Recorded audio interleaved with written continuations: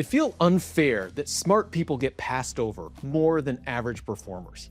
But it's not a lack of skill. It's because they have a blind spot and their intelligence actually creates it, and nobody's ever named it. If you've ever been passed over, even once, this pattern is almost certainly still running right now without you knowing it. That's the whole problem. It's invisible from the inside. I'm going to name the pattern in 2 words, and once you hear it, you won't be able to unsee it in yourself. Then I'm going to break the pattern into its 3 components. Most high performers will recognize themselves in one of them right away, and once you know what the problem is, it's not that hard to fix it. So much of what blocks you is invisible to you.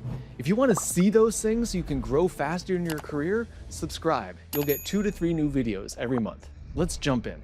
You deliver results. You prepare more than most. You know the material even better than the person who just got promoted. And the feedback, if you get any, is something like, just keep doing what you're doing, or you're not quite ready yet. But no one ever explains what it means to be ready. What I'm describing is not a competence problem, and it's not a confidence problem either, even though it looks like both. It's a presence problem. It's the read you give in the room. And decision makers are reading you constantly.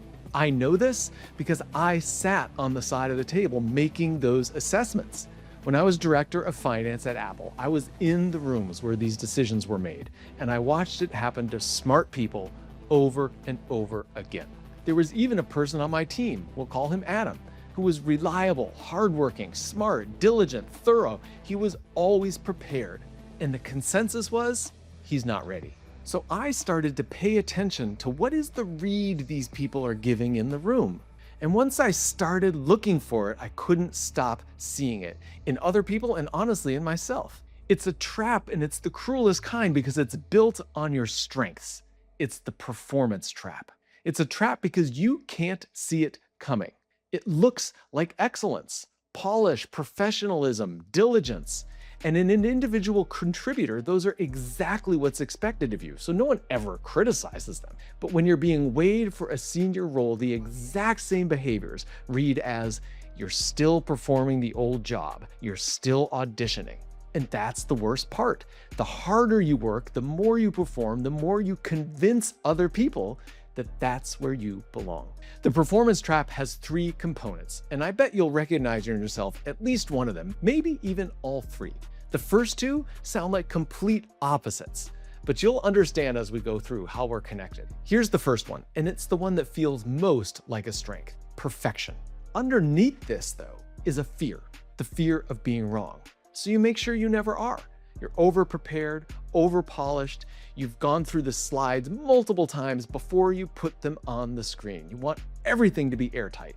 From the inside, it feels like diligence, like rigor.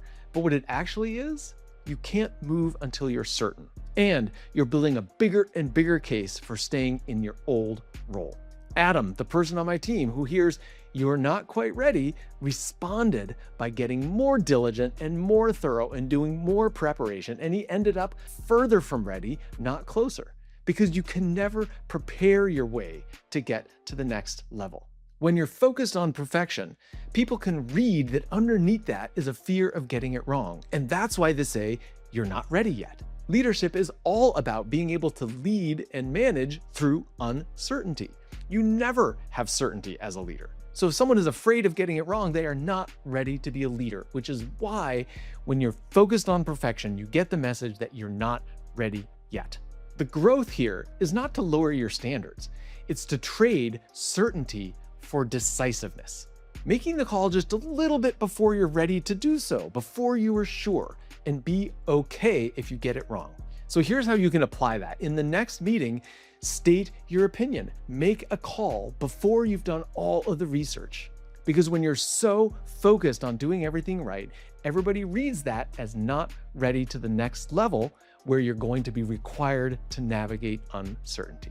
Now, remember I said that the first 2 components of the performance trap sound like opposites? Well, here it is.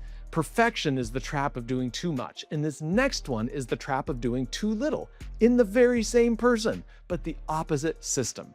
And the danger is it won't feel like a flaw at all. It will feel like character. The second aspect of the performance trap is being polite. In that moment that decides everything, you wait to be invited in. You ask, "What do you think?" when you already know, or you soften your view into a question. You ask for feedback instead of taking a position. None of it feels like weakness from the inside. It feels like good manners. You certainly have seen people who don't read this way, who share their perspective without being asked, who speak with confidence and certainty, who offered a concrete opinion. And you may not like those people. Politeness feels like respect, but it reads as not owning the decision. The most senior person in the room is usually the bluntest. Authority isn't granted by title, it's how you occupy the room. And so the answer here is to state your opinion, clearly and directly. Stop collecting evidence on whether you're allowed to lead. Everything we've talked about so far is visible, actual behaviors you can observe when you know what to look for. But the third component is different. It runs below the level of behavior, and it's the one that decides whether the first two actually change. The third element of the performance trap is permission. It's the belief that somebody else decides when you're ready. It's underneath both perfection and politeness. So you're waiting for the green light. You're waiting for the tap on the shoulder, the clear yes. But the system never issues one. Readiness is not granted. It's claimed. This is identity. It's not behavior. Somewhere along the way, the smartest people learn to measure themselves through other people's eyes. So their own sense of whether I'm ready gets permanently outsourced to the exact people who are scanning them for the evidence that they've already decided they're ready. It's circular. You're waiting for them, they're waiting for you, nobody moves. It's why you keep getting this feedback that you're not ready. And it's why fixing perfection and politeness as tactics never really holds, because the behaviors are downstream of this belief. You don't develop executive presence by being promoted. You get promoted because you already have it. It's a decision you make on the inside that everyone on the outside reads. That decision is what people are reading when they say you're not ready. Perfection, politeness, permission, they feel like separate problems with three separate fixes, but they're not. They're three faces of one move, performing. And this is the thing you couldn't see because you were standing inside it. Once you see how you're performing, you can't unsee it. I told you perfection and politeness may look like opposites. One is preparing to avoid failure, and one is holding back to avoid stepping on someone's toes. But both are worried about how others will react to them. Permission is the same fear, but it's one level deeper. You've let someone else decide when you've arrived, and that is not leading. It's the performance trap. Performance is what you do when you think someone else is keeping score. Leadership starts when you stop playing for the score and start trusting your own read. You didn't get picked despite your performance. You got passed over because of it. You'll never be a strong leader, the kind who is confident and decisive and bold, as long as you're performing. But the moment you stop performing, that's exactly who you become. Not because you finally earned it, but because you stopped auditioning for it.